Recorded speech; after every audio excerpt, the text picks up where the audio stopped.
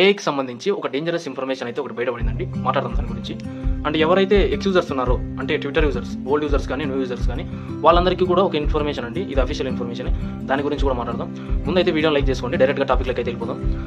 First open AI వాళ్ళు ChatGPT ఇంటిగ్రేషన్తో, అంటే AI ఇంటిగ్రేషన్తో ఒక బ్రౌజర్ని అయితే లాంచ్ చేసినారు. ChatGPT అట్లాస్ బ్రౌజర్ అని, సేమ్ కామెంట్ బ్రౌజర్ లాగా. దీంట్లో ఏం జరిగిందంటే జీరో క్లిక్ ఎక్స్ప్లాయిటేషన్ అనేది జరుగుతుందండి. జీరో క్లిక్ ఎక్స్ప్లాయిటేషన్ అంటే without any user integration, without any user access, anything hacking అయితే జరుగుతుందండి దానివల్ల. దీని గురించి ఓపెన్ అయ్యే వాళ్ళు స్పందించడం అయితే జరిగింది, కానీ ఇంకా వాళ్ళు ప్యాచ్ వర్క్లోనే ఉన్నారు. అఫీషియల్ అప్డేట్ అయితే దాని గురించి ఏం రాలేదండి. సో ఇప్పుడు ఎవరైతే వాడే వాళ్ళు ఉన్నారో వాళ్ళైతే అన్ఇన్స్టాల్ చేసుకోవడం బెటర్. ఎందుకంటే మీకు ChatGPTలో ప్రీవియస్ మెసేజెస్ ఎట్లున్నాయో దాంట్లో కూడా ప్రీవియస్ యాక్టివిటీకి సంబంధించినవి ఉన్నాయండి. There are lot of ways to manipulate. ఇది ట్విట్టర్కి సంబంధించినదండి.